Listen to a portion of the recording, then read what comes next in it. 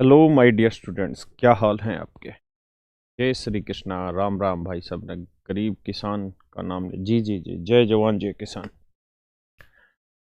जी good morning नहीं बेटा, good evening. Hi sir hi.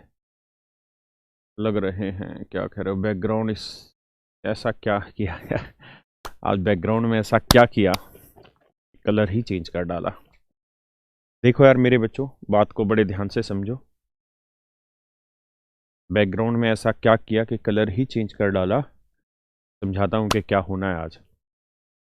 मेरे प्यारे दोस्तों, स्वागत है आपका। आज हम आगे बढ़ रहे हैं नए चैप्टर की तरफ। तो कोशिश करिएगा बहुत शांति से, धीरे धीरे बात को समझिएगा। मिक्सचर एंड एलिगेशन अपने आप में सबसे बेहतरीन चैप्टरों में से एक है। मिक्सचर एंड एलिगेशन अपने आप में सबसे बेहतरीन चैप्टर्स में से एक है। चैप्टर का नाम आज हम लिख रहे हैं मिक्सचर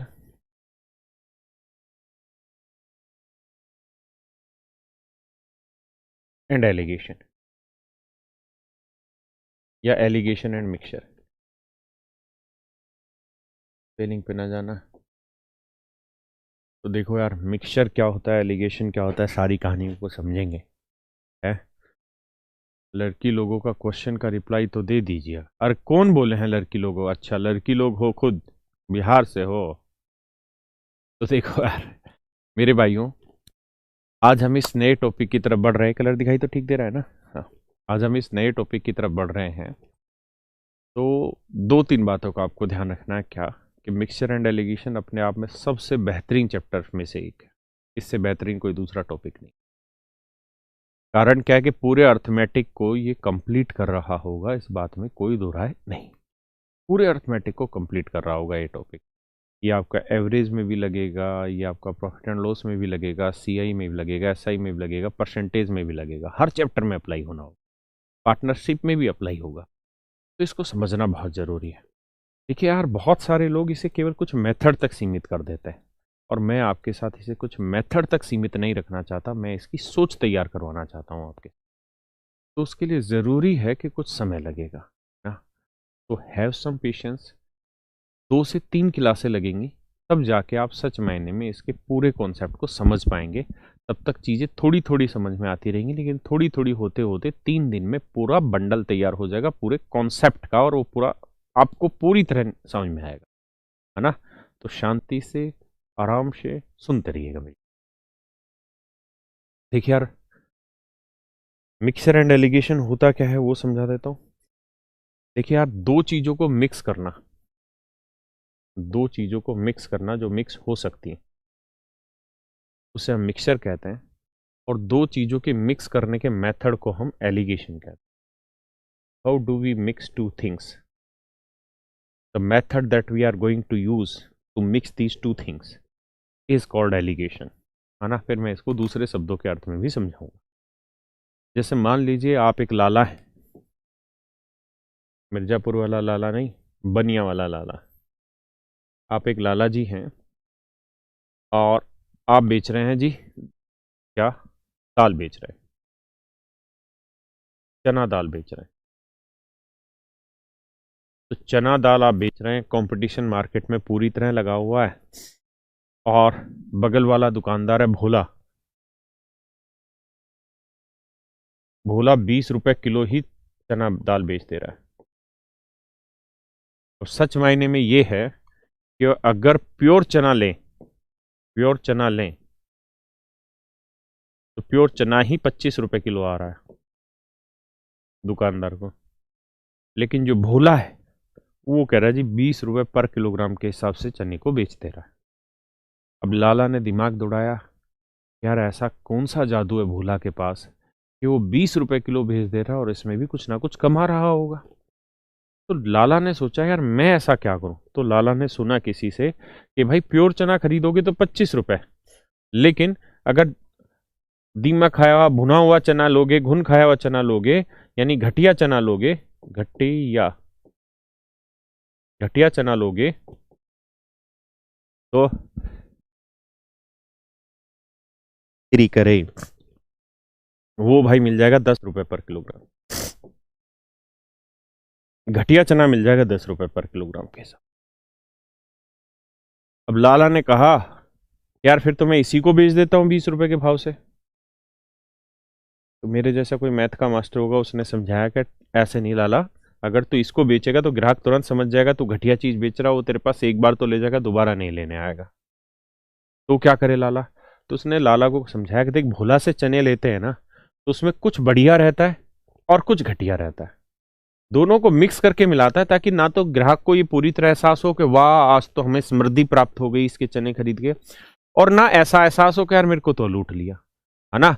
तो ऐसा ही काम तू कर कि कुछ तू ले ले घटिया चना, कुछ ले ले तू बढ़िया चना, और दोनों को मिला के बेच दे। तो ये इनको जो मिलाया जाएगा इसको हम बोलते हैं मिक्सचर। लेकिन बात यह है कि हम इनको किस अनुपात में मिलाएं, कैसे मिलाएं, वो जो मेथड कहलाएगा मिलाने का, वो कहलाएगा एलिगेशन। जैसे मान लो लाला कहता है कि यार मैं तो ऐसा करना चाह रहा हूं कि जो मेरा मिश्रण तैयार हो ना, उसकी कॉस्टिंग 18 रुपए पर किलोग्राम आ जाए, उसकी कॉस्टिंग 18 रुपए पर किलोग्राम आ जाए, मैं तो ऐसा कुछ चाह रहा हूं, ताकि 18 रुपए पर किलोग्राम मेरी कॉस्टिंग आ जाए और मैं 19 में बेच दूं, तो मैं तो भोला से भी सस्ता बेच दूंगा और मेरे पास ग्राहक ज्यादा होंगे। लेकिन मैं कैसे सेटिंग बैठाऊं कि जो मेरा मिश्रण बने उसकी कॉस्टिंग 18 रुपए पर किलोग्राम आ जाए। तो ये जो सेटिंग वर्ड है कि भाई कैसे सेटिंग बैठाएं कि इतने रुपए आ जाए, इस सेटिंग वर्ड को ही हम समझिए एलिगेशन कहते हैं। उस सेटिंग वर्ड को ही समझिए क्या कहते हैं, एलिगेशन कहते हैं। हाँ है ना। अब मैं आपको देसी भाषा में अर्थ समझाता हूँ। ये तो बताया कि मिक्सचर क्या होता है, जो आप गूगल सर्च करेंगे या किसी से पढ़ेंगे वो ये अर्थ है। बाकी अपने तरीके से जो हम पढ़ेंगे उसको समझिए। दो कंप्लीट चीजों को आपस में मिलाना मिक्सचर कहलाता है। हाँ है ना। मान लीजिए मेरे पास इधर एक गिलास दूध है और इधर एक गिलास पानी है, दोनों को, ये अपने आप में कंप्लीट है, ये अपने आप में कंप्लीट है, दोनों को मिलाना जो होता है वो कहलाता है मेरा मिक्सचर। है ना। क्या कहलाता है मेरा मिक्सचर। और उन दोनों को हम किस तरीके से मिला रहे हैं, मिलाने में भाई हमें कितना दूध लेना है, कितना पानी लेना है, क्या क्या उसमें कार्रवाइयां चलानी है, उन सारी कार्रवाइयों का नाम होगा एलिगेशन। या एलिगेशन बहुत जगह ऐसा भी लिखा रहता है कि दो मिक्सचर्स को मिक्स कराने के मेथड को हम एलिगेशन कहते हैं। दो मिश्रणों को मिलाने का तरीका जो होता है उसे हम एलिगेशन कहते हैं। तो मेरे बच्चों आज हम पहले लाला पे आते हैं। ये लाला बहुत प्यारा नाम है।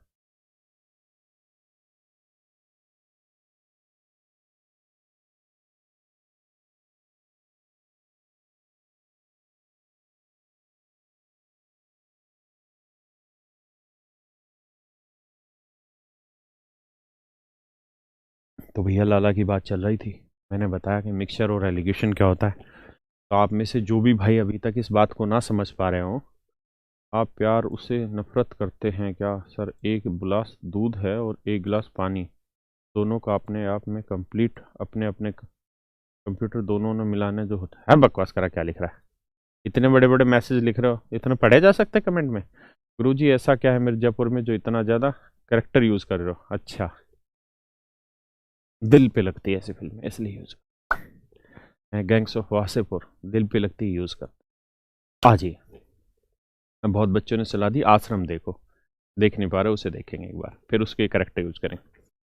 हाँ, तो कहानी ये है हरिंदन भाई कि हमें सबसे पहले ये समझना था कि मिक्सचर क्या होता है और एलिगेशन क्या होता है। दो चीज़ों को मिला देना मिक्सचर कहलाता है, लेकिन जिस प्रोसेस के थ्रू मिला दे रहे हैं उसको हम एलिगेशन कहते हैं। ठीक है जी। अब बात करते हैं जी, राम राम भाई, राम राम नितिन भाई। अब हम बात करते हैं जी इनको कैसे मिलाते हैं, क्या तरीका है मिलाने का। तो 25 और 10 था, तो देखो यार लाला ने एक तो प्योर चना लिया। अब धीरे धीरे बातों को समझना। एक तो प्योर चना लिया और एक इम्प्योर चना लिया। और भैया जो प्योर चना है वो आता है 25 रुपए पर किलोग्राम, और जो इम्प्योर चना है वो आता है 20 रुपए पर किलोग्राम। मैंने क्या लिया था, 10 रुपए, तो 10 रुपए पर किलोग्राम। और सर मैं इनको है ना मिलाना चाह रहा हूं किस हिसाब से, ताकि जो मेरा मिश्रण बने उसकी कॉस्टिंग 18 रुपए पर किलोग्राम, ताकि मेरे मिश्रण की जो कॉस्टिंग है ना वो 18 रुपए पर किलोग्राम की हो। तो मैं मान लेता हूं कि भाई प्योर चना जो है मैं x किलो ले लेता हूं और इम्प्योर चना जो है मेरा y किलो हो जाता है। इस तरीके से मैं मिलाना चाहता हूं। तो बेटा ये बताओ, x किलो अगर हम प्योर चना लेंगे तो 25 रुपए के भाव से प्योर चना कितने का हो गया? 25x का। और अगर हम इम्प्योर चना लेंगे तो 10 रुपए के भाव से y किलो कितने का आ गया? 10y का। हाँ है ना? प्योर चना x रुपए के भाव से लेंगे तो 25x का आएगा, इम्प्योर चना लेंगे 10 रुपए के भाव से y किलो कितने का आएगा? 10y का। तो कुल मिला के अगर हम x किलो प्योर चना ले लें, y किलो हम इम्प्योर चना ले लें, तो इतनी कॉस्टिंग बैठेगी हमारी। इसी भैया को कोई दिक्कत है? इतनी कॉस्टिंग बैठेगी। और सवाल में कह रहा है कि भैया ये जो कॉस्टिंग ने तुमने बैठाई है ना, बेसिकली ये कॉस्टिंग 18 रुपए पर किलोग्राम के हिसाब से सेट होनी चाहिए। मतलब ये दोनों जो खरीदे, कितनी क्वांटिटी खरीद ली आपने? x plus y. कितनी क्वांटिटी खरीद ली? x plus y. तो x प्लस वाई की जो कॉस्टिंग आए वो 18 रुपए पर किलोग्राम आए, है ना?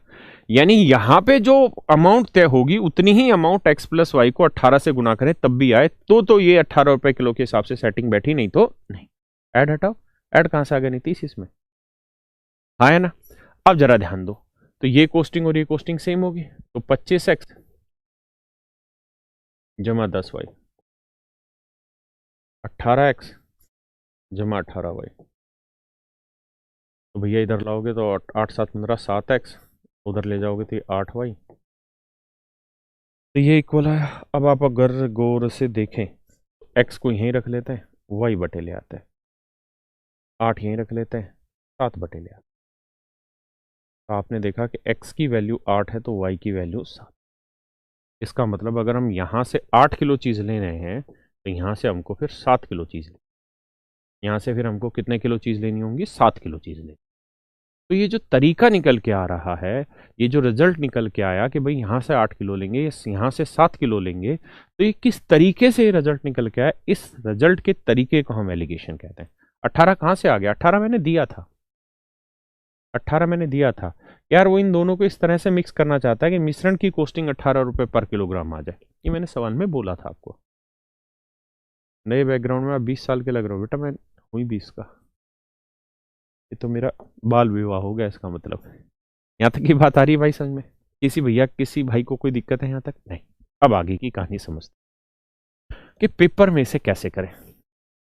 तो पेपर में करने का तरीका है ये। अच्छा, एक चीज आपने गौर करी होगी कि जो चीज यहाँ x के साथ थी उसने डिनोट किया y को, और जो y के साथ थी उसने डिनोट किया x को। x तो 8 को दे बता गया और y 7 को बता गया। अब यहां ऐसा काम कैसे होगा या डायरेक्ट हम इन चीजों को कैसे निकालेंगे, उस बात को समझिए।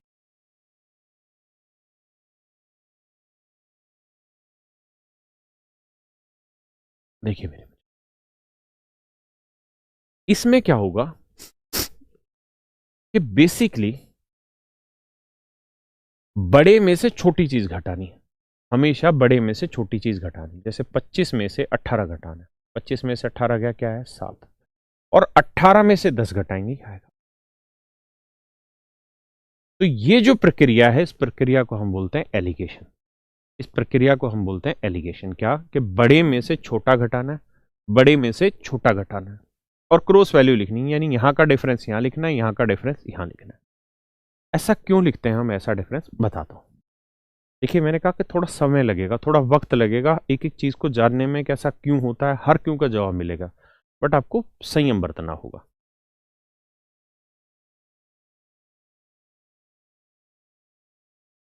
एक बात बताओ,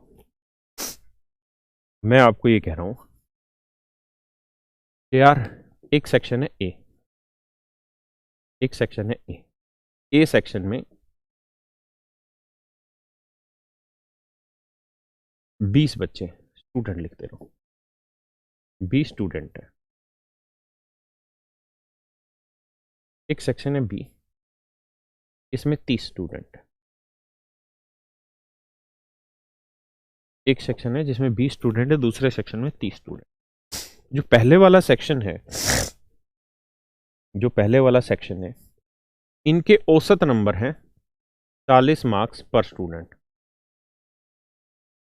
40 मार्क्स पर स्टूडेंट यानी हर बच्चे के औसत 40 नंबर है। जो यहां 30 बच्चे हैं, जो यहां 30 बच्चे हैं मेरे भाई, यहां जो 30 बच्चे हैं, इनका जो औसत स्कोर है वो है मेरे बच्चे 50 मार्क्स पर स्टूडेंट। 50 मार्क्स पर स्टूडेंट। अब मैं आपसे ये जानना चाह रहा हूं कि पूरी क्लास के औसत नंबर कितने बने, पूरी क्लास के औसत नंबर कितने बने। पांडे ऋषभ क्या कमेंट कर रहा है डॉट डॉट लिख के? भाई सर मेरा नोट्स रेशियो प्रोपोर्शन का ऐप पे अपलोड हो गया क्या? हो गया बेटा, सबका अपलोड हो गया। नोट्स पर रेशियो प्रोपोर्शन के अपलोड हो गए ना? हो गया, चेक कराते हैं। आप पर करंट अफेयर और स्टैटिक की वीडियो देख रहा हूँ, ठीक है। मिक्सचर कैसे कहते हैं आज ही बताता हूँ चीज़। अब मैं निकलवाना चाह रहा हूँ कि बताओ यार पूरी क्लास के औसत अंक क्या होंगे। तो आप एक बात कहोगे कि देखो सर, इस औसत का मतलब यही तो हुआ कि भाई हर बच्चे के 40 नंबर है, तो 20 बच्चों के 40 के हिसाब से कितने नंबर बने? 800। यहां अगर बात करें तो हर बच्चे के 50 नंबर है इस क्लास में औसत, तो 30 बच्चे, तो 30 बच्चों के 50 के हिसाब से कितने नंबर हुए सर? 1500। 1500 और 8, 2300 नंबर हो गए टोटल दोनों क्लासों के। और दोनों क्लासों में टोटल बच्चे कितने? 30 और 20 50। तो इनका सर औसत निकालेंगे, 0 5 से काटेंगे, 5 चौक 20, 5 6 30, यानी 46 मार्क्स पर स्टूडेंट। यानी पूरी क्लास का जो औसत आया वो 46 मार्क्स पर स्टूडेंट है। पूरी क्लास का जो औसत है वो 46 मार्क्स पर स्टूडेंट है। 46 मार्क्स पर स्टूडेंट। अब मेरी एक बात समझना भाई, औसत शब्द जो है, देखिए औसत हुआ, ये सब मिक्सचर एंड एलिगेशन ही है, अलग नहीं है। धीरे धीरे मैं चीजें क्लियर करा दूंगा। मैंने पहले ही कहा 3 दिन लगेंगे पूरी बात को हवा में करने के लिए, है ना? तो 3 दिन तक शांत रखिए। उस वीडियो बहुत समय लगता है। मनोज कुमार भाई ऐसा थोड़ी कि नहीं मिटाएंगे, मिटाना तो पड़ता है ना, चीजें समझाते हो। अब आप एक बात बताइए और बड़े ध्यान से मेरी बात को सुनिए। मान लीजिए मैं 2000 रुपए पर मंथ कमाता हूं और आप 5000 रुपए पर मंथ कमाते हैं। मैं कहूं कि बताओ यार दोनों का औसत क्या होगा, दोनों का औसत क्या होगा? तो आप एक बात कहेंगे कि सर औसत जो होता है ना, वो इनके बीच बचाव की कोई वैल्यू होती है, इनके बीच बचाव की कोई वैल्यू होती है जिसपे दोनों को लेवल किया जा सके, है ना? जिसपे दोनों को लेवल किया जा सके। क्या औसत का मतलब होता है कि जिसके पास ज्यादा है सर उससे कुछ ले लो, जिसके पास कम है उसे कुछ दे दो। यही तो मेरे बच्चों औसत का अर्थ होता है कि भाई जिसके पास ज्यादा उससे कुछ ले लो, कम है उसको दे दो। और ऐसी सिचुएशन पे ले आओ कि बीच में बराबर बराबर चीजें हो जाए। जैसे अगर हमें इनका औसत निकालना हो तो 5 2 7 का आधा 3500, तो औसत आ जाएगा 3500 रुपए पर मंथ। इसका मतलब जानते हो क्या हुआ कि भैया इस ये ज्यादा कमा रहा था, कितना ज्यादा कमा रहा था? 1500 ज्यादा कमा रहा था औसत से। तो यहां से हमने 1500 लिए और ये कितना कमा रहा था? 2000। कितना कम कमा रहा था? 1500। तो इसे हमने 1500 दिए। इसका मतलब ये हुआ कि औसत में ज्यादा वाले से हम चीज लेते हैं और कम वाले को चीज देते हैं। ध्यान देना मेरे शब्दों पे, औसत जब हम निकालते हैं तो ज्यादा वाले से कुछ उठाते हैं और कम वाले को कुछ दे देते हैं। आवाज नहीं आ रही? ठीक है वंदना, आवाज तो आ रही है बेटा? तेरे कान बहरे हो गए, मैल भर गया, साफ किया कर डेली। भाई औसत में जिसके पास कुछ ज्यादा है उससे उठा लो और जितना उठाया है वही अमाउंट तो आप कम वाले को दोगे। यही तो औसत निकालने का तरीका है, हाँ है ना राहुल भाई? हाँ है ना? यही औसत निकालने का तरीका होता है कि भाई जिसके पास ज्यादा उससे कुछ ले लो, जिसके पास कम है उसके पास कुछ दे दो। तो एक शब्द यहां ध्यान रखना कि जितना आप लोगे बेसिकली उतना ही आप दोगे, जितना आप लोगे उतना ही आप दोगे। क्लियर है? अब जरा आइए सवाल। इस वाले में अगर आप चेक करना चाहें तो ये देखिए कि भाई इस क्लास का औसत फालतू था, इस क्लास का औसत कम था, हाँ है ना? इस क्लास का औसत फालतू था, इसका कम था, मतलब ये कम था, इसका फालतू था और औसत था ये। तो ये बताओ पहली क्लास से हमने हर एक बच्चे से कितने नंबर मांग लिए? भाई 50 थे और औसत हमने 40 बना दिया, तो इसका मतलब हर बच्चे से हमने 4 नंबर मांग लिए। कितने नंबर मांग लिए? 4 नंबर मांग लिए हर बच्चे से। तो हमारे बच्चे कितने थे? 30। तो 30 बच्चों से 4 4 के हिसाब से कितने नंबर मांग लिए? 120। यानी समझो हमने 120 नंबर इनसे उधार ले लिए, 120 नंबर हमने इनसे उधार ले लिए। और इनको नंबर बांटे कितने बेटा? तो इनके तो 40 थे, तो हर एक बच्चे को 6 6 फालतू देने पड़े, तब जाके ये लेवल पकड़ पाए औसत का। तो अगर हर एक बच्चे को 6 6 नंबर फालतू बांटे तो 20 बच्चों को कितने नंबर फालतू बांट दिए? तो 20 तेरी तो तेरी तो तेरी तो हर एक बच्चे को 6 6 नंबर फालतू बांट रहे थे, तो 20 बच्चों को बट गए जी 120। भाई देखो औसत था 40, ध्यान देना फिर से समझाता हूं। औसत था 40 और इनके थे औसत 40, तो यानी इनके तो औसत से कम थे, मतलब इनमें हर एक बच्चे को देना पड़ेगा तब 40 तक पहुंचेगा। कितना देना पड़ेगा हर एक बच्चे को? 6 नंबर देना पड़ेगा। और बच्चे कितने जी? 20। तो 20 बच्चों में कितने नंबर दे देंगे? 120। तो आपने एक चीज नोटिस करी कि यहां जितने बच्चों से, मतलब जितने नंबर हमने चुराए उतने ही नंबर हमने यहां दिए। भाई औसत का मतलब ही ये होता है कि जिनके पास फालतू वहां से कुछ ले लो और जिनके पास कम है उन्हें कुछ दे दो। तो ध्यान ये रखना कि जितना आप ले रहे हो, जितना आप ले रहे हो उतना ही आप दोगे भी, या जितना आप दे रहे हो उतना ही आप लोगे भी। बात आ रही कि नहीं आ रही समझ में? ये जीवन के साथ भी यही नियम है कि जितना लोगे उतना दोगे, और जितना दोगे उतना लोगे। मतलब जितना समय पढ़ाई में दोगे, पढ़ाई उतना ही आपका कमा के देगी। अगर पढ़ाई में कम टाइम दोगे तो मिलेगा भी कम। हाँ जी, फिर से समझाता हूं कि भैया जितना आप यहां दोगे उतना ही यहां पे लोगे, या यहां पे अगर आपने लिया है तो उतना ही आपने यहां से दिया होगा। मेरी बात समझ पाए? एक बात और, घबराना नहीं, थोड़ा समय लगता है, हर एक को समय लगता है। अब हमसे पूछा था कि बताओ भाई यहां से किस अनुपात में चीजें मिलाई जाए, तो हमने मान ली कि यार क्या, कि यार यहां से हम x किलो चीज ले लेते, यहां से हमने x किलो चीज ले ली और यहां से हमने y किलो चीज ले ली, और हम मिला के इनको मिश्रण तैयार करना चाह रहे हैं 18 रुपए पर किलोग्राम। तो मिश्रण तो एक बीच बचाव का सा रास्ता है जहां पर सारी चीजें बैलेंस करी जा सके। ज्यादा वाले से ले लो, कम वाले को कुछ दे दो, ये है मिश्रण। तो बेटा ये बताओ, अगर 10 से 18 हो गया तो इसका मतलब हमने यहां बड़े वाले से लिया होगा। कितना लिया होगा भाई? तो 25 रुपए पर किलोग्राम से 18 रुपए पर किलोग्राम औसत ला दिया, तो हर एक किलो से यहां से कितनी अमाउंट ली होगी? 7 किलो ना, 7 रुपए लिया होगा। और x किलो पे कितना अमाउंट ले लिया होगा? 7x। यानी यहां से हमने 7x रुपए ले लिए, और यहां हर एक को हमने कितना दिया होगा? 8 रुपए पर किलोग्राम, यानी हर किलो पे 8 रुपए दिए होंगे। तो y किलो पे कितना दे दिया? 8y। तो मेरे बच्चों में आपको यही कहना चाह रहा हूं कि जितना आपने यहां से लिया उतना ही आपने यहां दिया। तो लिया और दिया दोनों वैल्यूज बराबर होंगी, इसलिए यहां से जब रेशियो निकालोगे तो आएगा 8/7। तो होगा क्या, ध्यान देना शब्दों का, होगा क्या कि जो यहां x के साथ वाली वैल्यू थी वो बेसिकली y को रिप्रेजेंट करी, और जो y के साथ वाली वैल्यू थी उसने x को रिप्रेजेंट किया। तो रेशियो आया था 8:7, जो मैंने आपको यहां समझाया था कि रेशियो आया था 8:7, है ना इस वाले सवाल में। अब बात को ध्यान से समझो, ये रेशियो 8:7 आया, इसका मतलब ये था कि यार, मतलब ये था मेरे भाई, रेशियो 8:7 आया कि यार यहां का जो डिफरेंस था, यहां का जो डिफरेंस था वो तो इसकी क्वांटिटी को रिप्रेजेंट कर गया, और यहां वाला जो डिफरेंस था, यहां का डिफरेंस कितना था? 7, वो इस क्वांटिटी को रिप्रेजेंट कर गया। और यही मैंने समझाया था कि हमेशा इसमें क्या होगा कि इनका डिफरेंस इधर आएगा और इनका डिफरेंस इधर आएगा। ऐसा कारण क्यों है? क्योंकि ये डिफरेंस 7x था और ये डिफरेंस 8y था। तो जो y के साथ लिखा हुआ था वो x को हो गया, और जो x के साथ लिखा था वो y को, क्योंकि मल्टीप्लीकेशन का रूल है कि x y बटे आया, तो ये रेशियो आया 8/7 कंपेरिजन का। तो x 8 को रिप्रेजेंट कर गया तो y 7 को रिप्रेजेंट कर गया। तो मिक्सर एंड एलिगेशन में यहां का डिफरेंस यहां क्यों आता है और यहां का डिफरेंस यहां क्यों आता है, अब मेरे हिसाब से शायद आप मेरी बात समझ पाए होंगे, है ना? आप 30 सेकंड के लिए इस बात को खुद से समझो, फिर आगे बढ़ेंगे, क्योंकि इस चैप्टर में हमने कत्ती रत्ती भर भी जल्दी नहीं करनी, वरना इतिहास माफ नहीं करेगा मुझे भी।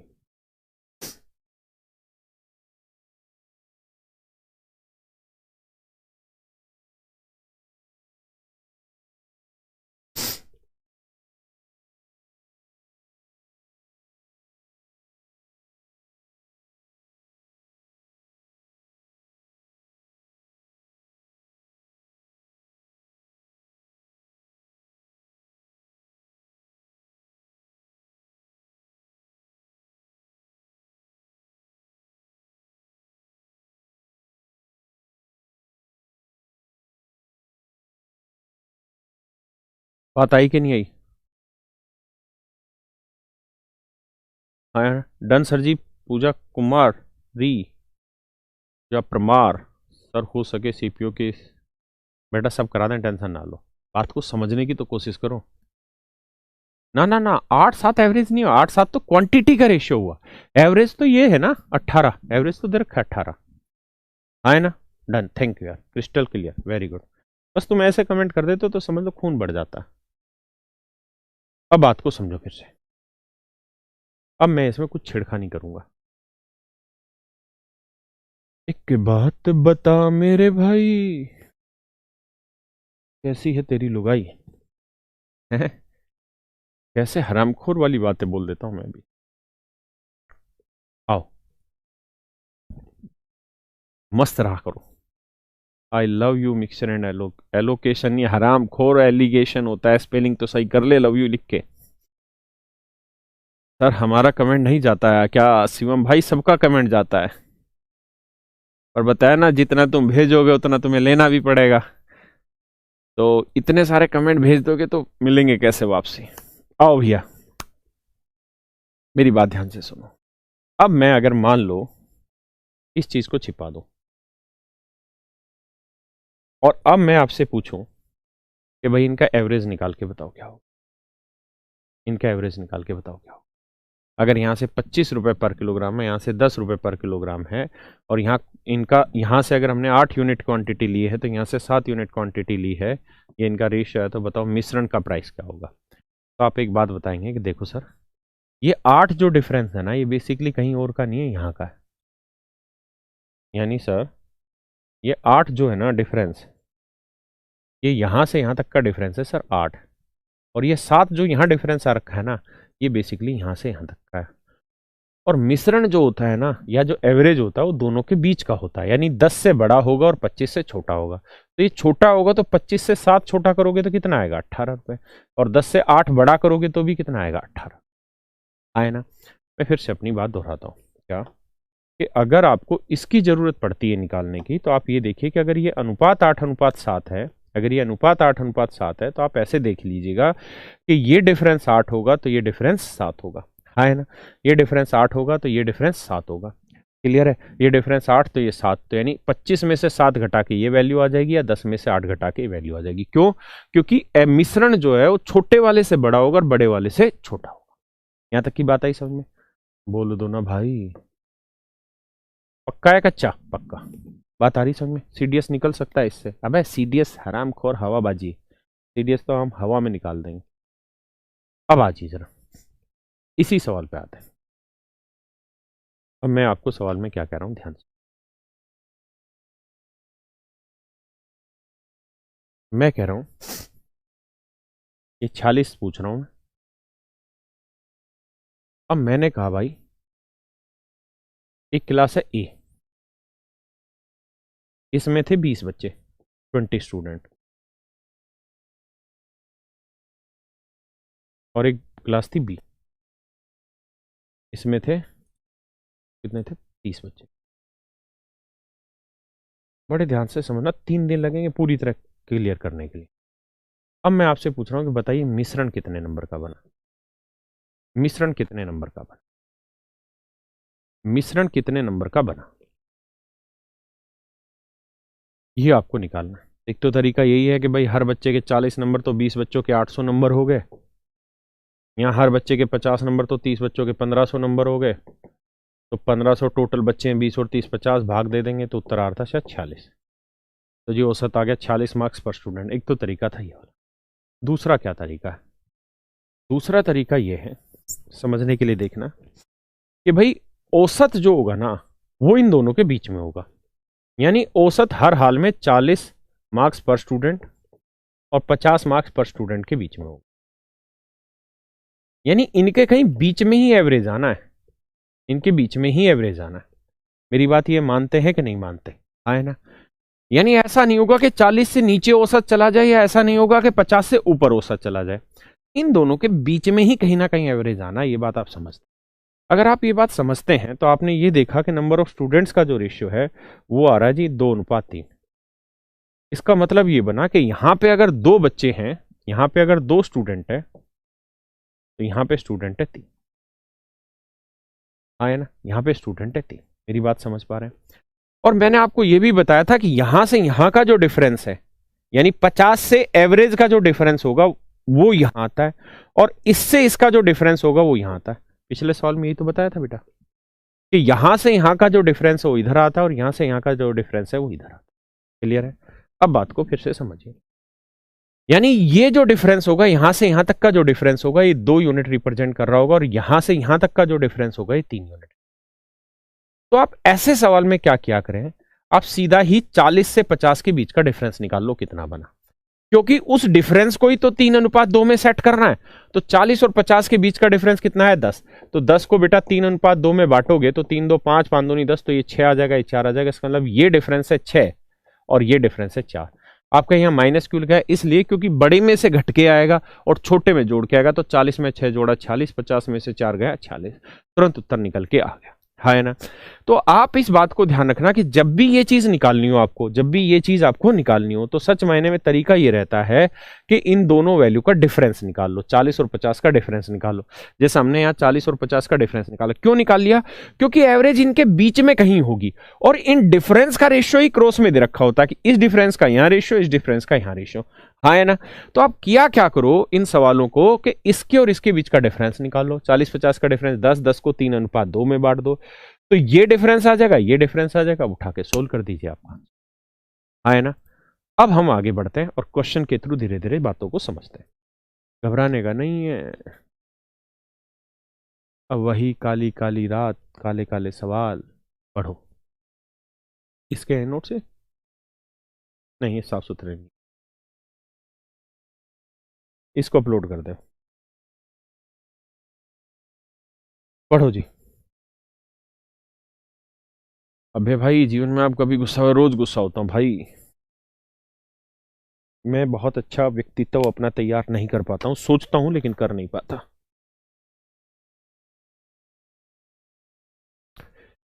इसलिए जीवन में मुझे फॉलो मत करिएगा। I am not a good human being जो सदैव प्रेम प्यार से रहे, आदर्शों से रहे। मैं एक साधारण मनुष्य की तरह जीवन जीता हूँ, जिसको गुस्सा भी आता है, प्यार भी आता है, हरकतें भी कर लेते हैं। आइए, डोंट डोंट आगे मैं ही नहीं समझ पा रहा। देखिए मेरे बच्चों, तो बड़ा ही कर लेते हैं। आपने सवाल पढ़ ही लिया होगा, तो देखिए क्या कह रहा है। कह रहे कक्षा के छात्रों का औसत वजन 15 है। औसत वजन जो होता है वो ऐसे लिखा जाता है, 15 किलोग्राम पर स्टूडेंट। दूसरी कक्षा के छात्रों का औसत वजन 30 किलोग्राम। 30 किलो है मतलब 30 किलोग्राम पर स्टूडेंट। अच्छा, ये चीजें, एक चीज और रह गई। आप में से मुझसे कोई ये जरूर पूछ सकता है कि हम किन चीजों को मिक्स कर सकते हैं।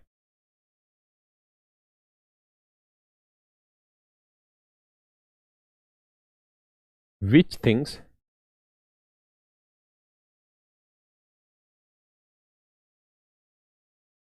Can we mix? हम किन किन चीजों को मिक्स कर सकते हैं, हम किन किन चीजों को मिक्स कर सकते हैं, मिश्रण हम किन किन चीजों का कर सकते हैं। ये भी एक प्रश्न हो सकता है कि क्या मैं इस माउस माने ये वाला, और इस मार्कर का मिक्सचर कर सकता हूं? क्या इन दोनों को मिला सकता हूं? तो नहीं मिला सकते। तो एक शब्द का हमेशा ध्यान रखिएगा कि मिश्रण हमेशा उन्हीं का किया जा सकता है which are saying with same respect, with same respect, जिन्हें किसी समान, समान वो वाला होता है, ये समान है ना। किसी समान, समान माने गुड्स वो वाला नहीं है, समान समान माने इक्वल, इक्वल या सेम। जिन्हें किसी समान चीज के परिपेक्ष में बोला जा सके। परिपेक्ष भी सही शब्द नहीं है, सापेक्ष में बोला जा, में बोला जा सके। समझाता हूं क्या इसका अर्थ है। देखो यार, आप ये मान के चलो 3 दिन लगने बेहतरीन समझ में आ जाए। कह रहा है कि भाई हम किन चीजों को मिला सकते हैं, तो उन चीजों को मिला सकते हैं जिनको सेम रेस्पेक्ट में बोला जाता हो।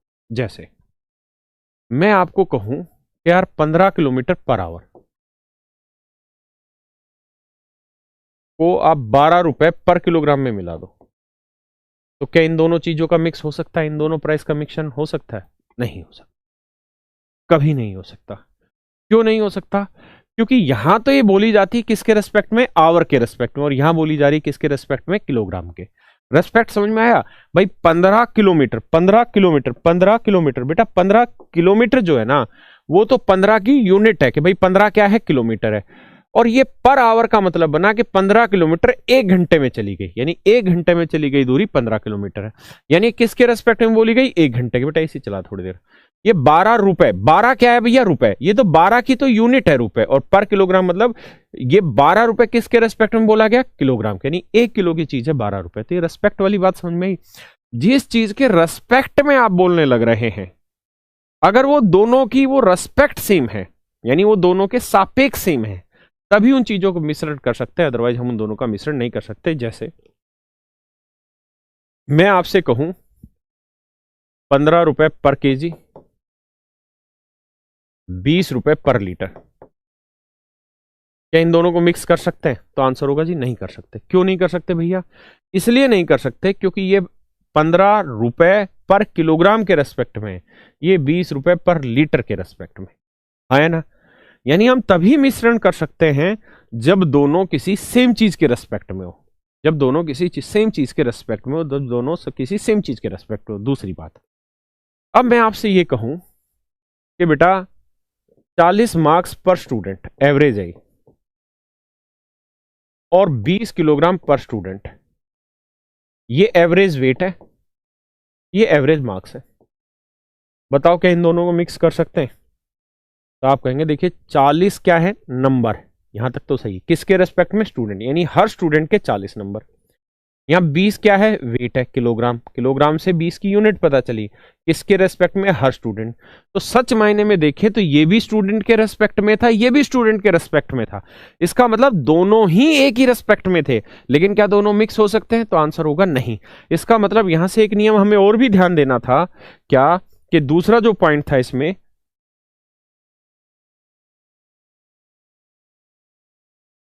भाई पहली बात तो ये कि दोनों के दोनों सेम रेस्पेक्ट में बोले जाएंगे तभी वो मिक्स हो सकते हैं। अगर सेम रेस्पेक्ट में नहीं बोले जाएंगे तो then we can not mix them. तो दूसरा पॉइंट क्या है कि इंग्लिश में क्या लिखे? पहले पहले हिंदी में लिख देते हैं।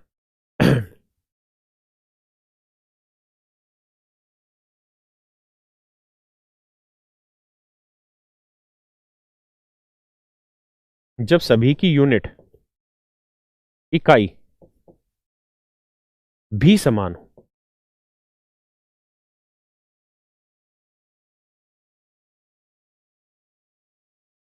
when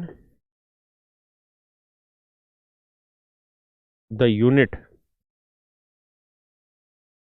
of everything should be same। मेरी इंग्लिश कमजोर है, थोड़ा सा अगर गलत लिखा हो तो हिंदी में अर्थ निकालना, और मैं समझा रहा हूं उस पर ध्यान देना। कि जब हम उन दोनों की यूनिट अगर सेम हो, मतलब दो या दो से जितनी भी ज्यादा चीजें हैं मिला रहे हैं, अगर उनकी यूनिट सेम है तो ही हम मिला सकते हैं। मतलब पहली कंडीशन तो कि दोनों को सेम रेस्पेक्ट में बोला जाना जरूरी है। दूसरा, दोनों की यूनिट भी सेम होनी चाहिए। जैसे यहां रुपए थी, यहां रुपए थी, इसका मतलब दोनों को मिला सकते हैं। लेकिन भाई दोनों की यूनिट सेम थी ना, 15 रुपए यहां 20 रुपए, यानी यूनिट तो सेम थी। लेकिन गड़बड़ क्या थी? यहां किलोग्राम के रेस्पेक्ट में था, यहां लीटर के रेस्पेक्ट में, तो इसलिए इसको मिक्स नहीं कर पाए। यानी मिक्स करने के लिए जरूरी है कि यूनिट भी सेम हो और रेस्पेक्ट भी सेम हो। यहां रेस्पेक्ट तो सेम थी लेकिन यूनिट अलग थी। यहां 40 मार्क्स थे, यहां 20 किलोग्राम है, तो यूनिट सेम नहीं है, इस वजह से इसको मिक्स नहीं कर पाते। तो यानी किन्हीं भी दो चीजों को या ज्यादा चीजों को मिक्स करना है तो उसके लिए दो चीजें अति आवश्यक है। पहली, उनको एक ही रेस्पेक्ट के, यानी किसी एक ही चीज के, समान चीज के सापेक्ष में बोला जाता हो। दूसरा, जब उनकी यूनिट भी सेम हो, तो ऐसे को हम बोलते हैं मिश्रण। ऐसी चीजों को हम मिला सकते हैं, बाकियों को हम नहीं मिला सकते। एक बात और, कि हम इन्हें मिलाते हैं तो रेशियो किसका आएगा? जैसे यहां पे था, ये वाला सवाल था, तो सर हम ये कैसे जाने कि हमने इनको मिलाया और इनका औसत आया 46 मार्क्स पर स्टूडेंट? तो ये रेशियो 2:3 स्टूडेंट का ही आया या नंबर का आया? ये क्या कहानी, हम कैसे जान ले कि किसका रेशियो आया? तो मेरे बच्चों हमेशा ध्यान रखना, ये रेशियो उसी का आता है जिसके रेस्पेक्ट में आप चीजें बोलते हैं। अगर आपने स्टूडेंट के रेस्पेक्ट में बोला है तो ये रेशियो भी स्टूडेंट का ही आएगा, क्योंकि आपने इसे स्टूडेंट से मल्टीप्लाई किया होगा तभी टोटल मार्क्स बने होंगे। यानी जिस चीज के सापेक्ष में आप किसी चीज को बोल रहे हैं, अनुपात भी उसी का निकल के आता है। 50 मार्क्स पर स्टूडेंट, इसके सापेक्ष में बोला जा रहा है स्टूडेंट। तो जिसके रेस्पेक्ट में बोल रहे हो, जिस चीज के रेस्पेक्ट में आप बोल रहे हो, उसी के अनुपात में हमेशा रेशियो निकल के आता है। समझ में आया? नहीं, इसमें हम दो ही चीजों का नहीं, 200 चीजों को मिक्स करेंगे। काहे घबरा रहे हो भाई? लल्लन सिंह हो क्या? बताया ना 3 दिन में सारी चीजें क्लियर हो जाएंगी। 3 चीजों का भी मिश्रण सिखाऊंगा, क्यों परेशान होते हो? लेकिन आप ये तो मानिए कि धीरे धीरे ही शुरुआत होगी। पहले एक को सीखेंगे, फिर मतलब पहले 2 को सीखेंगे, फिर 3 को, फिर 4 को, ऐसे बढ़ेंगे। शीतल पाल, थैंक यू बेटा। रेशियो तो सिंप्लीफाइड टर्म को कहता है, रेशियो फ्रैक्शन सिंप्लीफाइड टर्म ही होती है बेटा। कोई टेंशन नहीं है, धीरे धीरे सवाल के थ्रू मैं कॉन्सेप्ट सिखाता चला जाऊंगा। आइए, तो कहता है जी, एक कक्षा के छात्रों को औसत वजन 15 किलोग्राम है, यहाँ लिखना होगा 15 किलोग्राम पर स्टूडेंट। दूसरी कक्षा के छात्रों को औसत वजन 30 किलोग्राम पर स्टूडेंट है। यदि दोनों कक्षा के छात्रों का औसत वजन 25 किलोग्राम पर स्टूडेंट है, ये है जी 25 किलोग्राम पर स्टूडेंट, तो कह रहा है छात्रों की संख्या का अनुपात बताइए। तो हमें आपको मिलके ये देखना है कि सबसे पहले यूनिट सेम है जी, रेस्पेक्ट सेम है जी, सेम है। अब मिश्रण करते हैं, तो बड़े में से छोटा घटाएंगे, 30 में से 25 घटाया 5, वो यहां आता है, और 25 में से 15 घटाएंगे 10, वो यहां आएगा। दूसरी बात, ये ध्यान रखना, ये रेशियो किस चीज का है? जिसके रेस्पेक्ट में बात हो रही है। स्टूडेंट के रेस्पेक्ट में बात हो रही है, तो यानी ये जो अनुपात आ रहा है, ये स्टूडेंट का रेशियो है 1:2। 1:2 स्टूडेंट का रेशियो है, 1:2 मेरे बच्चों स्टूडेंट का रेशियो है ना? करो जी।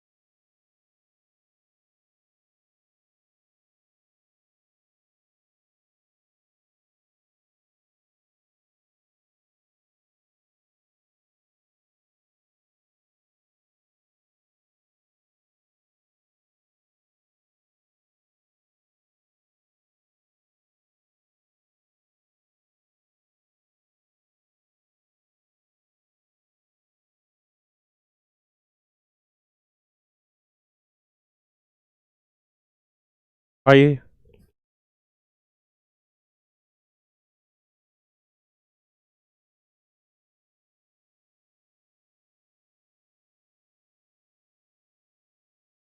राजी, the average weight of girls is 15, average weight of boys is 30, the average weight of boys and girl both is 25 if the number of boys are 12। देखिए यार, कहता भैया लड़कियों का जो औसत वजन है वो 15 किलोग्राम पर स्टूडेंट है। धीरे धीरे पैटर्न को समझना, लड़कों का जो औसत वजन है वो 30 किलोग्राम पर स्टूडेंट है। सभी का जो औसत वजन है वो 25 किलोग्राम पर स्टूडेंट है। तो रेशियो निकालेंगे तो 30 में 25 गया 5, 25 में 15 गया 10। रेशियो है बाबू 1:2। किसका रेशियो है? नंबर ऑफ स्टूडेंट का, जिसके रेस्पेक्ट में बोला जाता है। यानी लड़कियां 1 है तो लड़के हैं जी 2। अब सवाल में कह रहा है जी लड़कों की संख्या 12। तो बेटा मेरे 2 यूनिट जो हैं, ये 2 यूनिट जो है ये रिप्रेजेंट कर रहा है 12 बच्चों को। तो 1 यूनिट की वैल्यू 6, तो 1 यूनिट की वैल्यू 6। इसका मतलब ये है कि लड़कियों की संख्या 6 है, लड़कों की संख्या 12। आई भाई बात समझ में? बहुत सुंदर। करो भैया।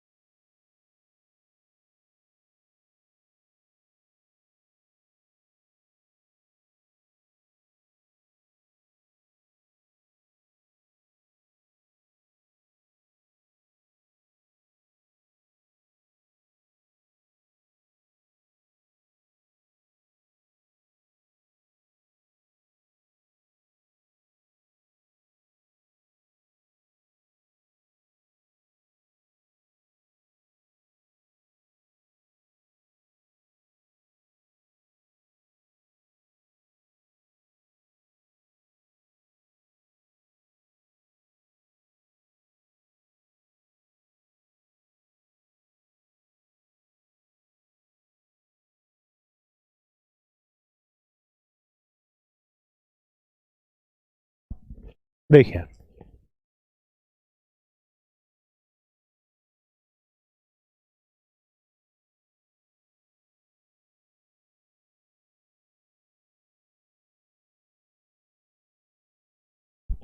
The ratio of number of girl to number of boys is 3:2। कहता है लड़कियों और लड़कों की संख्या का जो अनुपात है मेरे बच्चों 1:2 है ना। If the average weight of the boy is 30 kilogram, कहता है लड़कों का अगर औसत वजन 30 kilogram and the average weight of both the boys and girl, और कहता है लड़के लड़कियों दोनों का औसत वजन अगर 25 किलोग्राम, तो आपसे ये जानना चाह रहा है कि बताइए लड़कियों का औसत वजन क्या है। मेरे बच्चों सबसे पहले तो आप इस बात को समझ जाइए और बहुत बढ़िया से समझ जाइए क्या कि जो एवरेज वेट होता है वो हमेशा बड़े एक से छोटा होता है तो दूसरे से बड़ा, तो अगर ये 30 से छोटा है तो 25 इससे बड़ा होगा, है ना। अब बेटा 30 में से 25 घटाएंगे क्या है 5, एक यूनिट अगर 5 है तो 2 यूनिट की वैल्यू क्या हो गई 10, तो इसमें से ये वैल्यू घटा के 10 आया तो ये वैल्यू क्या रही होगी 15 किलो। यही पूछा हुआ है कि लड़कियों का औसत वजन क्या है, तो आंसर 15। बेटा बढ़ाना कैसे, 25 में 10 जोड़ के 35 कैसे लिख रहे हो, 35 अगर इसे लिख दोगे इसे 30, तो 35 और 30 के बीच में थोड़ी आता है 25। भाई इस बात को समझो कि 25 30 से छोटा है तो इससे बड़ा होगा, ये एक से छोटा बड़ा है, एक से छोटा है तो दूसरे से बड़ा होगा, ये तय है। करिए जी।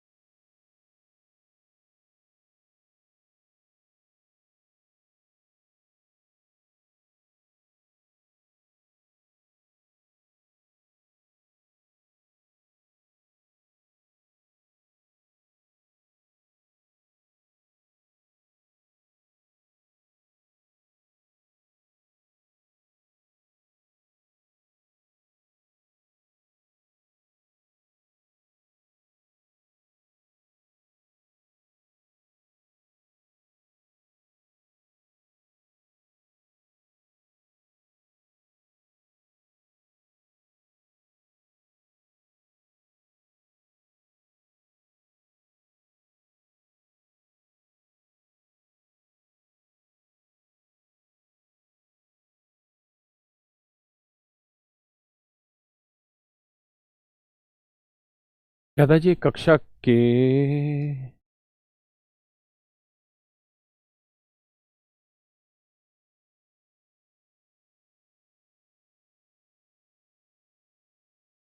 कहता है एक कक्षा के 40 छात्रों का औसत वजन 30 किलोग्राम है, यानी टोटल बच्चे हैं भाई 40, जबकि कहता है कि 20 स्टूडेंट का औसत वजन है 15 kilogram. Find the average weight of both, sorry दोबारा कहते कक्षा के 40 छात्रों का औसत वजन 30 किलोग्राम, दूसरी कक्षा के 20 छात्रों का, अच्छा अच्छा अच्छा। कहता है एक कोई क्लास है ए, इसमें 40 स्टूडेंट है और 40 स्टूडेंट का औसत वजन है 30 किलोग्राम पर स्टूडेंट, है ना। एक दूसरी क्लास है मेरे बच्चे बी, कहता जी इसमें 20 स्टूडेंट है, 20 स्टूडेंट है और इसका औसत वजन है भैया 15 किलोग्राम पर स्टूडेंट। तो आपसे कह ही रहा है कि यार एवरेज वेट निकाल के बताओ क्या होगा। मैंने अभी एक तरीका बताया था थोड़ी देर पहले ही इस बात का,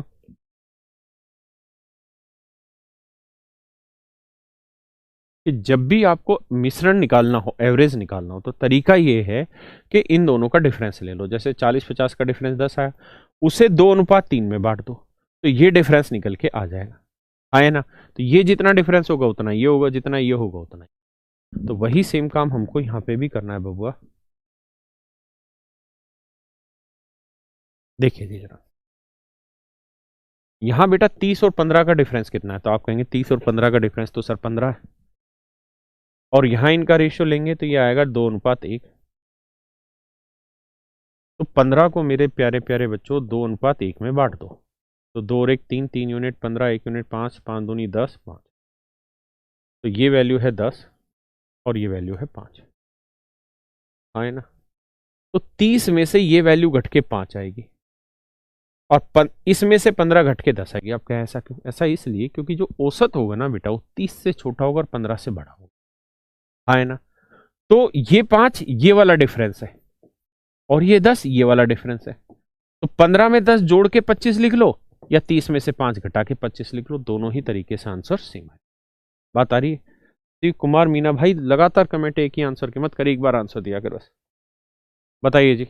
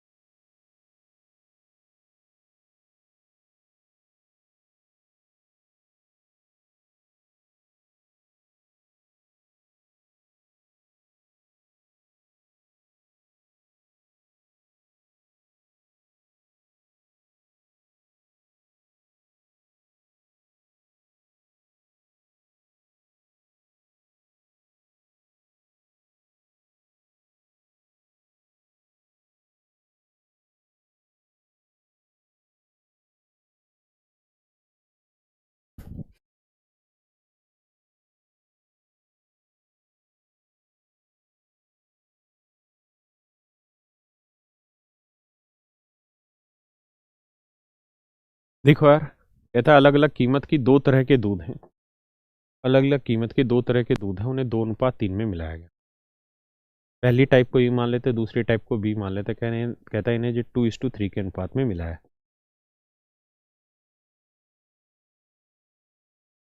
कहता है जी इसकी कीमत 10 रुपये लीटर है, दूसरे वाले की कीमत 15 रुपये लीटर। तो कह रहा भैया मिश्रण की कीमत बताइए क्या होगी। तो तरीका हम बताएं बाबू तुमको अनेकों बार। क्या तरीका है कि 10 और 15 का डिफरेंस ले लो। 10 और 15 का डिफरेंस क्या है भैया? 5। अगर 10 और 15 का डिफरेंस 5 है तो 5 को 2:3 में बांट दो। 2:3 में बांटेंगे 2 और 3 ही आएगा, क्योंकि 2 और 3 5 होता है। तो इसका मतलब ये वैल्यू 2 ही आ रही है, ये वैल्यू 3 ही आ रही है। हाँ है ना? तो 15 में से ये, अब देखो 10 और 15 में ये बड़ा है, तो बड़े में से ये चीज़ घटा के 2 आना, तो ये क्या होगा? 13। बस आंसर। यानी मिश्रण की जो कीमत है वो 13 रुपये पर किलोग्राम। या इसमें से 10 घटाएंगे तो 3 आ जाएगा। है ना? करिए जी।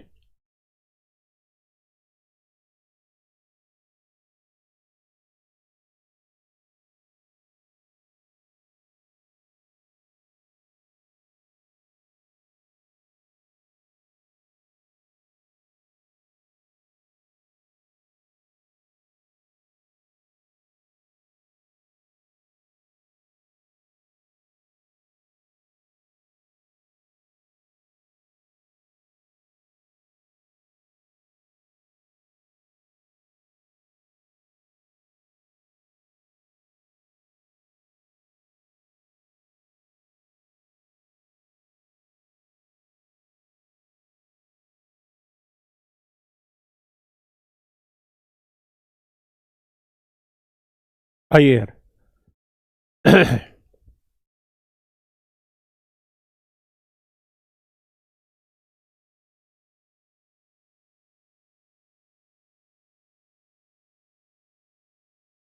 कह जी 5 kilogram of superior quality of rice is mixed with 25 kilogram of inferior quality. Superior और इंफीरियर।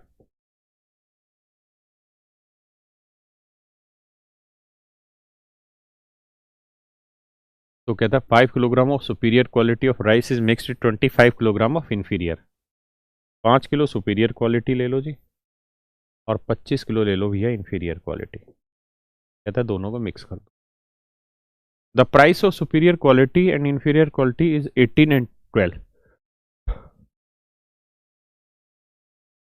कहता है जी इसकी कीमत 18 रुपये पर किलोग्राम है, इसकी कीमत 12 रुपये पर किलोग्राम। कहता है द एवरेज प्राइस पर किलोग्राम ऑफ द मिक्सचर, तो मिश्रण का औसत प्राइस बताइए क्या होगा। तो मेरे बच्चों सबसे पहला काम क्या करिए, अब इनका रेशियो लीजिए, ये आया 1:5। अब क्या करना है, 18 और 12 का डिफरेंस ले लो। 18 और 12 का डिफरेंस क्या है जी, 6। तो 6 को 1:5 में बांट दो, तो 1 और 5 6, यही बन रहा है। तो ये वैल्यू 1 आएगी, ये 5, यानी ये वैल्यू 1 आएगी और ये वैल्यू 5। अब ये देखिए बड़ा कौन है इन दोनों में से, ये तो बड़े में से छोटा घटेगा कितना, 5। तो 18 में से क्या घटा है कि 5 है, 13।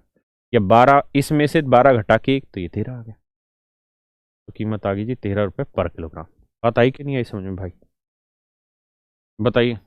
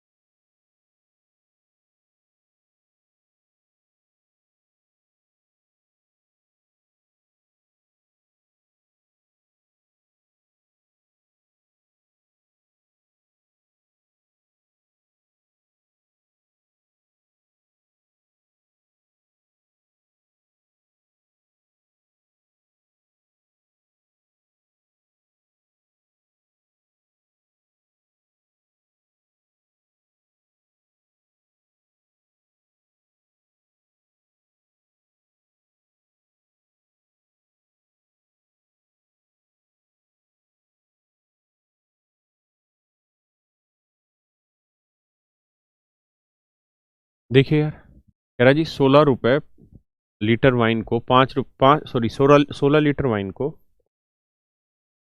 5 लीटर वाइन के साथ मिलाया गया है।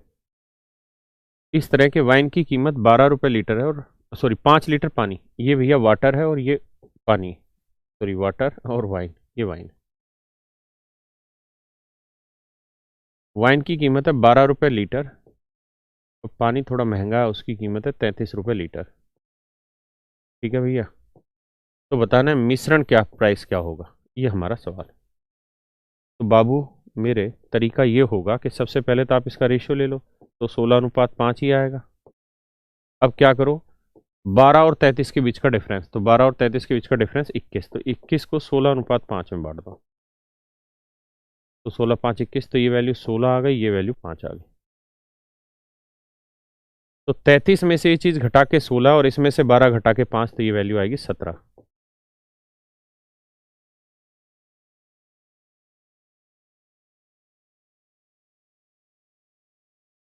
करिए जी।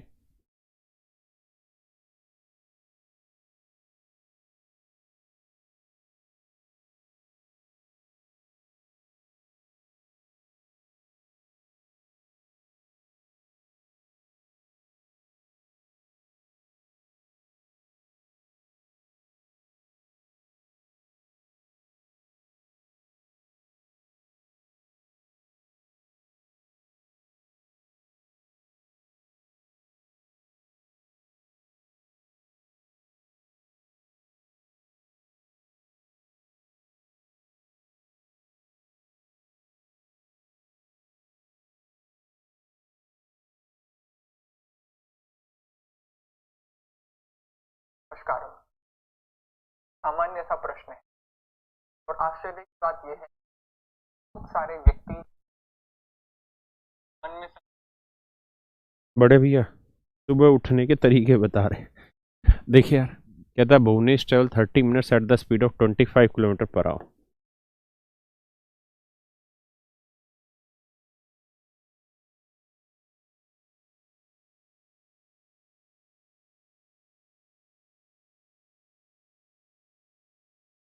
ये जी सवाल में कह रहा है कि भुवनेश 30 मिनट तक चलता है 25 किलोमीटर पर आवर की स्पीड से।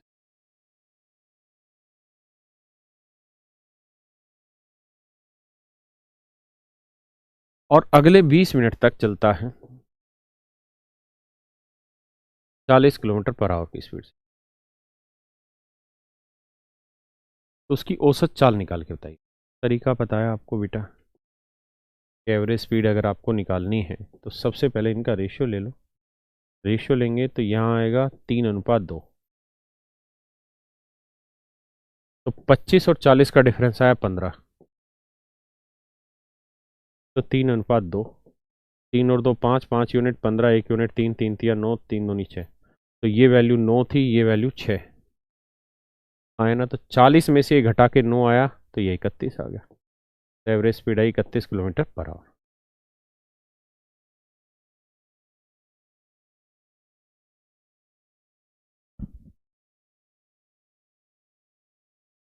इसको छोड़ दो, इस पे आ जाओ, क्वेश्चन नंबर 10 पे। हम्म,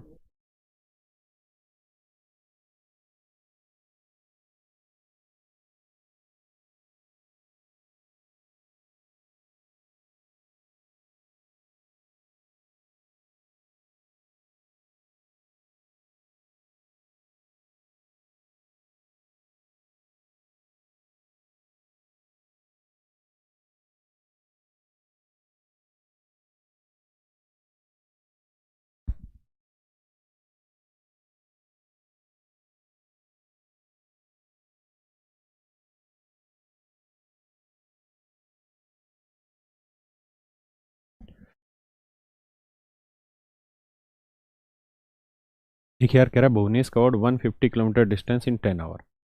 कहता है भाई 150 किलोमीटर की दूरी 10 घंटे में तय करता है। The first part of his journey he covered by car. पहली मतलब कुछ हिस्सा वो कार से चलता है और बाकी वो रिक्शा से चलता है। कुछ हिस्सा चलता है मेरे बच्चे कार से और बाकी हिस्सा चलता है वो रिक्शा से।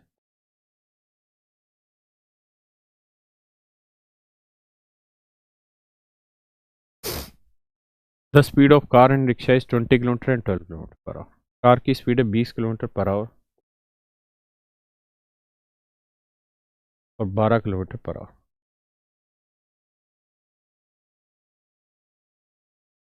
The ratio of distance covered by car and the rickshaw respectively. यार तो कार और रिक्शा ने कितनी कितनी दूरी चली आपको बतानी है। देखिए यार मेरे बच्चे, बहुत अच्छा सवाल है, बहुत गहरा सवाल है। देखो यार, यहां है 20 किलोमीटर दूरी पर घंटे में, है ना। यहां है 12 किलोमीटर दूरी पर घंटे में। इसका मतलब यहां जो भी डिस्टेंस दे रखी है वो घंटे के रेस्पेक्ट में दे रखी है। और कह रहा है कि दोनों ने मिलके, यानी दोनों का जो मिक्सचर है, कह रहा है जी ये 150 किलोमीटर है और 150 किलोमीटर की दूरी दोनों ने मिलकर 10 घंटे में तय की है। इसका मतलब दोनों का जो एवरेज स्पीड बनी, जो दोनों की मिश्रण चाल बनी, वो बनी 15 किलोमीटर पर आवर। ये चाल है मेरे बच्चों 15 किलोमीटर पर आवर। हाँ है ना। तो रेशियो निकालेंगे, 20 में 15 गया 5 और 15 में 12 गया 3। अब बात आती है जी ये रेशियो किस चीज का है। तो मेरे बच्चों ये रेशियो आया टाइम का। ये रेशियो आया टाइम का, समय का। क्यों आया? क्योंकि यहाँ डिस्टेंस टाइम के रेस्पेक्ट में, यहाँ डिस्टेंस टाइम के रेस्पेक्ट में। क्लियर है जी? किसी भैया कोई दिक्कत है? नहीं। अब एक बार इतनी बात को समझ लीजिए, फिर आगे बढ़ते हैं।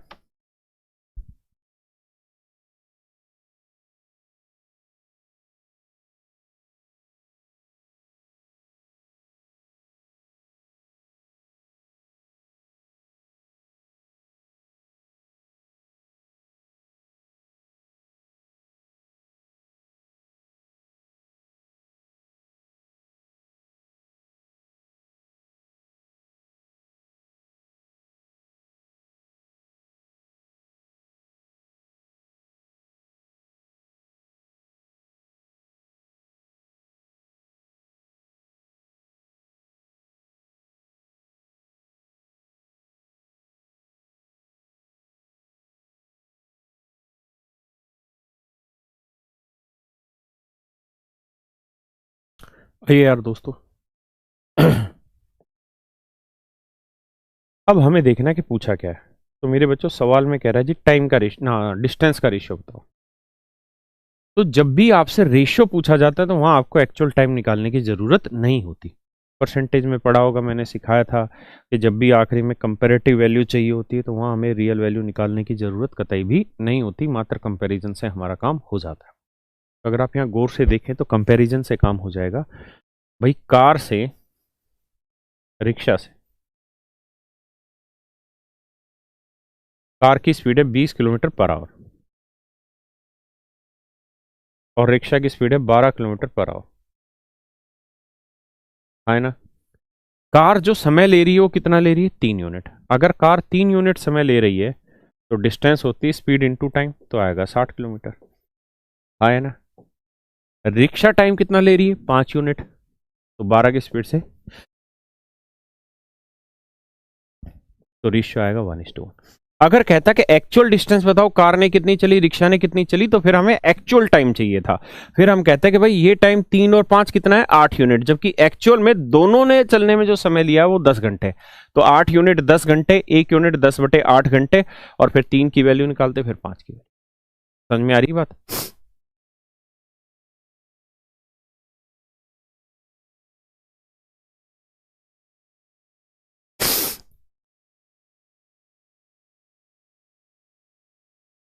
अच्छा, यहाँ एक तरीका से और भी निकाल सकते थे। बहुत बार क्या होता है कि हम इसको डिवाइड करके ना भी निकाले तो कंप्लीट पे भी ले सकते थे। कैसे, जो कुत्ते बिल्ली वाला एक मेथड होगा, आपको याद होगा, जो मैंने आपको परसेंटेज में पढ़ाया था कि कुत्ता इतने बिस्किट खाता है, बिल्ली इतने बिस्किट खाती है, वो वाला। उससे भी इस सवाल को कर सकते हैं, सीख लीजिए कैसे। कह रहा भाई 10 किलोमीटर ना 10 घंटे डिस्टेंस चली, कार की स्पीड है 12 किलोमीटर पर आवर। ना ना ना ना ना, कार की स्पीड थी 20 किलोमीटर पर आवर और रिक्शा की स्पीड है 12 किलोमीटर पर आवर।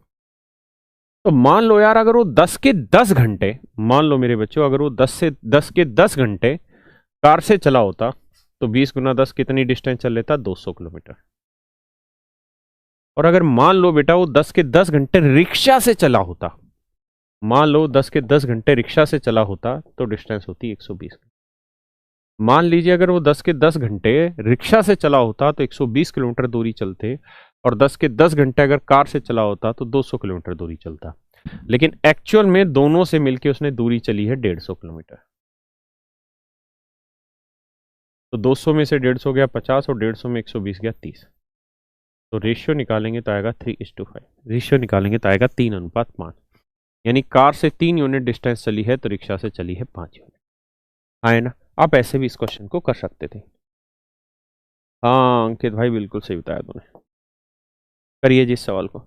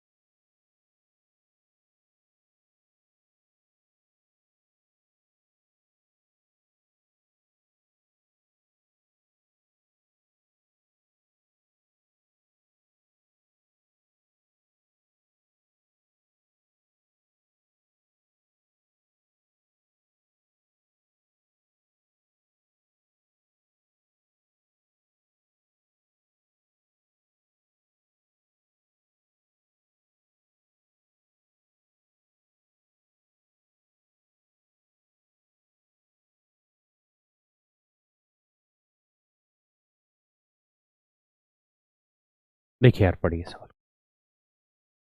कह रहा है कि some amount out of ₹6,000 was lent out at 10% per annum.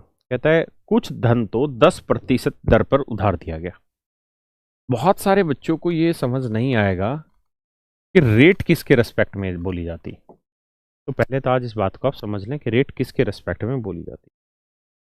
तो मेरे प्यारे बच्चों, रेट जो होती है, जिसे हम दर कहते हैं, वो जैसे मैंने लिखा 10% पर एनम, 10% पर एनम ऐसे लिखते हैं, 10% हम लिख देते हैं। तो इसका मतलब क्या होता है? इसका मतलब होता है कि भाई 100 रुपए पे, परसेंटेज का मतलब है 100 रुपए, कि 100 रुपए पे 1 साल का ब्याज 10 है। 100 रुपए पे 1 साल का ब्याज है 10। यानी ये 10 रुपए जो 1 साल का ब्याज है, किसके रेस्पेक्ट में? 100 रुपए की। यानी रेट हमेशा, मेरे बच्चों ध्यान देना, क्या जो दर होती है वो हमेशा ही प्रिंसिपल के सापेक्ष में बोली जाती है। प्रिंसिपल के सापेक्ष में बोली जाती है।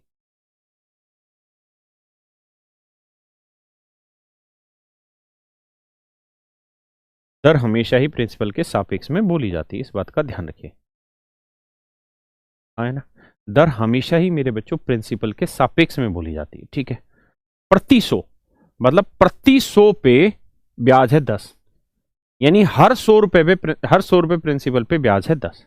तो इस बात का ध्यान दीजिए। अब सवाल पे तो कह रहा है जी, पहले 2 हिस्सों में बांटा गया। पहले वाले हिस्से पे रेट है 10%।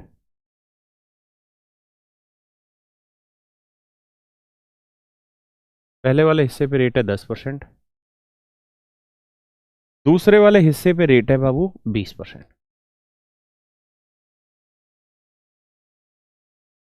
और कुल मिला के कहता है 6,000 रुपए पे 4 साल में 3,400 रुपए ब्याज आया।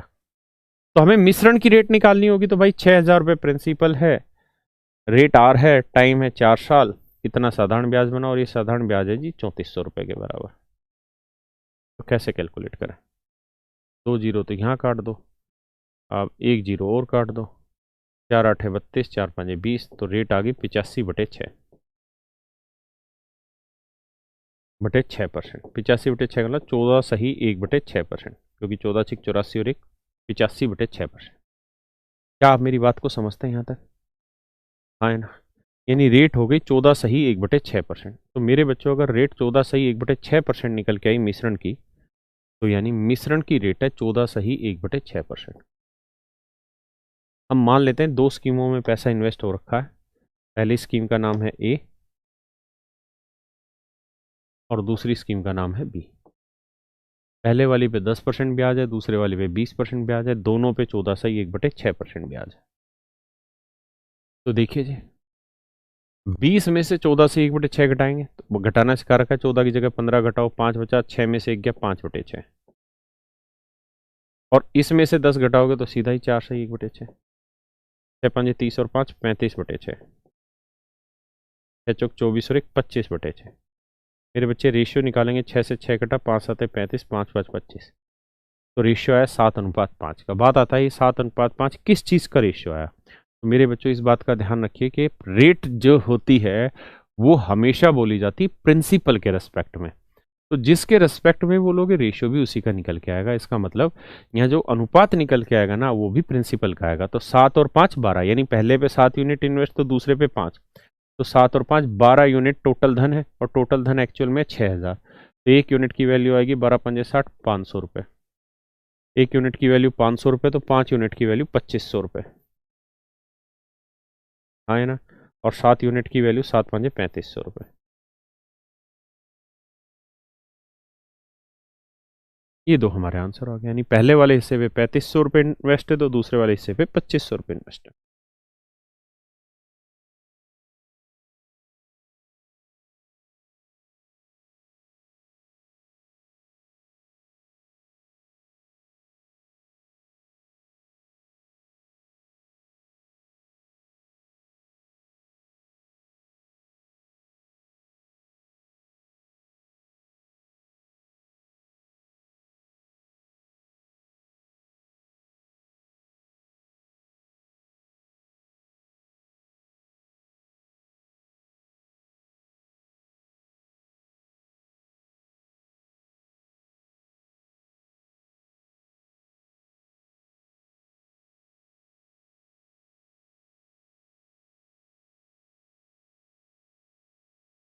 अब इसी को अगर दूसरे तरीके से करें,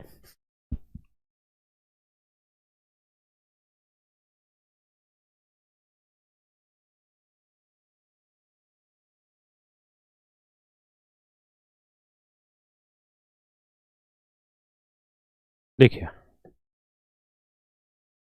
कहानी ये है मेरे बच्चे। कहता है 6,000 रुपए का कुछ हिस्सा 10% पे, दूसरे तरीके से बताऊं तो मान लो पूरे का पूरा 6,000 रुपए अगर 10% पे इन्वेस्ट होता तो 1 साल का ब्याज बन जाता 600 रुपए। और पूरे का पूरा 6,000 मेरे बच्चों अगर 20% की रेट पे इन्वेस्ट कर देते तो 1 साल का ब्याज बन जाता 1,200 रुपए। जबकि सवाल में कह रहा है जी 3,400 रुपए ब्याज बना है, कितने साल का? 4 साल का। तो 1 साल का ब्याज बना 850 रुपए। यानी इस हिसाब से चलते तो मिश्रण का रेट ऑफ इंटरेस्ट इंटरेस्ट बनता 850। इसका मतलब है कि पूरे 6,000 पे ब्याज इतना, ये पूरे 6,000 पे ब्याज इतना, ये पूरे 6,000, यानी अब ये सारे 6,000 के रेस्पेक्ट में बोले जा रहे हैं। तो 1,200 में से 850 घटाएंगे 350 बचेंगे, और 850 में 600 घटाओगे 250 बचेगा। 8 फीट मचाओगे तो 7:5 आ जाएगा। वही बांटेंगे 7:5 में 6,000 को, तो आपका आंसर आ जाएगा। ठीक है मेरे बच्चों।